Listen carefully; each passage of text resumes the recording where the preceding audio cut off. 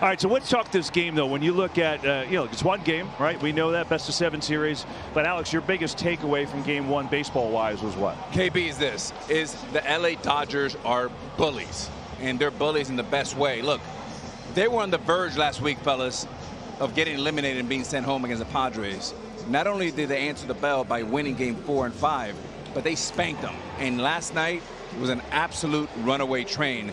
The Mets better find a way early in this game, in the first 2 innings, to slow down this locomotive. I don't know, guys, but yesterday, the Mets having Singer pitching yesterday, it was a little confusing to me because he had been hurt pretty much all year round. And then you have Minaya, Luis Severino, all those guys ready on the regular rest, not coming out and performing. Remember, hitting is contagious. This offense from the Dodgers wasn't going all good until yesterday. You wake up those monsters. The levels of confidence today for those guys gonna be in the highest level today, especially having that game yesterday. Having a good pitcher like Minaya dominating those left batters, he probably can keep them down and not come today with the levels of confidence. So I don't know. Yeah, I tell you, it's really hard to try to find one thing that stands out. But I'd have to say the absolute complete dominance of the Los Angeles Dodgers last night, offensively, defensively, on the bases, body language. When you're in a postseason series, you always say it's a must-win. But this one, more than any other game, is a must-win for the Mets. If they go down 0-2, I find it hard to believe that they're going to win 4 out of 5 against this Los Angeles Dodgers team.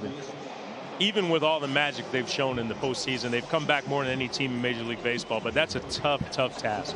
Look, the Mets, the good news for them is they have their best pitcher on the mound, Minaya, who's been outstanding his last 14 starts. The key to the Dodgers and how you beat the Dodgers is you cannot walk them, and you have to neutralize those left-handed bats. But last night, they drew 7 walks. Of those 7 walks, 4 runs scored. So Minaya, strike 1 and throw to contact and get the Mets defense back on track. They were a little sloppy last night. Yeah, Minaya pitched a gem in the NLDS, and Poppy, to your point, Dodgers have scored 23 unanswered runs. It's almost unheard of in baseball, right? But that's what they're doing right now. All right, let's check with our guy Tom Verducci. Tom, of course, here covering this NLCS. And Tom, let's talk Brandon Nimmo. After the game last night, he revealed he's been dealing with an injury really for a while now. He's in the lineup today. What's the latest, and what do you expect from him? Yeah, KB, if you watched some of the game last night when he's taking his position in the outfield, it looks like he had a stone in his shoe. And if you've ever had plantar fasciitis, which he has, that's exactly what it feels like. Now, in talking to Carlos Mendoza, the Mets manager, he talked about how Nimmo is not compromised when it comes to running full speed or swinging the bat. It's just noticeable when he's standing around or walking. But think about this, guys, that when Mendoza put his lineup together, he thought about playing Jeff McNeil. After all, the Dodgers are loaded with right-handed pitching, wanted to get the left-handed bat in the lineup. But to do that, to play McNeil in left field, he'd have to move Nimmo to center field. And with that plantar fasciitis, Mendoza just wasn't comfortable enough to pull the trigger on that. So Nimmo remains in left field and Tyrone Taylor in center field. If there's any good news for the Mets, is that was just one loss last night, right? 5 teams have lost game 1 of a postseason series, losing a shutout by 9 runs or more.